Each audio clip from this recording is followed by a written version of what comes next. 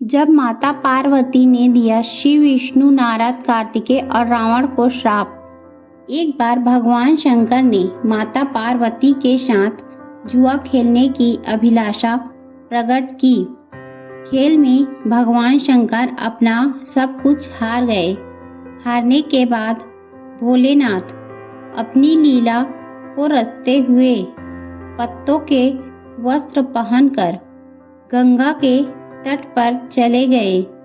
कार्तिकेय जी को जब सारी बात पता चली तो वह माता पार्वती से समस्त वस्तुएं वापस लेने आए।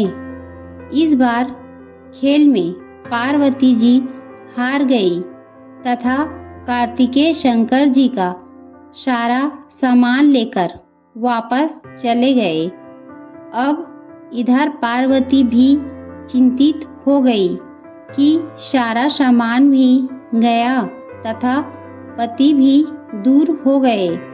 पार्वती जी ने अपनी व्यथा अपने प्रिय पुत्र गणेश को बताई तो मातृभक्त गणेश जी स्वयं खेल खेलने शंकर भगवान के पास पहुँचे। गणेश जी जीत गए तथा लौटकर अपनी जीत का समाचार माता को सुनाया।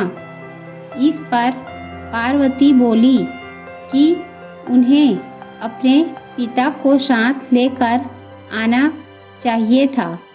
गणेश जी फिर भोलेनाथ की खोज करने निकल पड़े। भोलेनाथ से उनकी भेंट हरिद्वार में हुई। उस समय भोलेनाथ भगवान विष्णु व कार्तिकेय के साथ भ्रमण कर रहे थे। पार्वती से नाराज भोलेनाथ ने लौटने से मना कर दिया। भोलेनाथ के भक्त रावण ने गणेश जी के वाहन मूषक को बिल्ली का रूप धारण करके डरा दिया। मूषक गणेश जी को छोड़कर भाग गए। इधर भगवान विष्णु ने भोलेनाथ की इच्छा से पाशा का रूप धारण कर लिया था। गणेश जी ने माता के उदास होने की बात भोलेनाथ को कह सुनाई।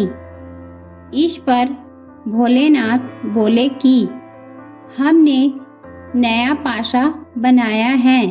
अगर तुम्हारी माता पुनः खेल खेलने को सहमत हो तो मैं वापस चल सकता हूँ।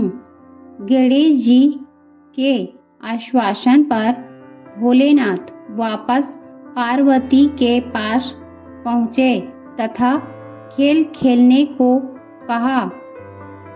इस पर पार्वती हंस पड़ी। वह बोली, अभी पास क्या चीज है जिससे खेल खेला जाए। यह सुनकर भोलेनाथ चुप हो गए। इस पर नारद जी ने अपनी वीणा आदि सामग्री उन्हें दी। इस खेल में भोलेनाथ हर बार जीतने लगे। एक दो पासे फेंकने के बाद गणेश जी समझ गए तथा उन्होंने भगवान विष्णु के पासा रूप धारण करने का रहस्य माता पार्वती को बता दिया। सारी बात सुनकर पार्वती जी को क्रोध आ गया।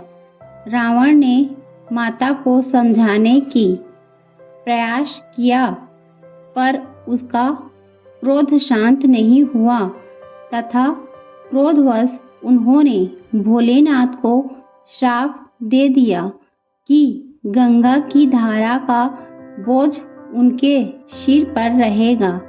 नारद जी को कभी एक स्थान पर न टिकने का अभिशाप मिला। भगवान विष्णु को श्राप दिया कि यही रावण तुम्हारा शत्रु होगा तथा रावण को श्राप दिया कि विष्णु ही तुम्हारा विनाश करेंगे। कार्तिकेय को भी माता पार्वती ने हमेशा बालक रूप में रहने का श्राप दिया।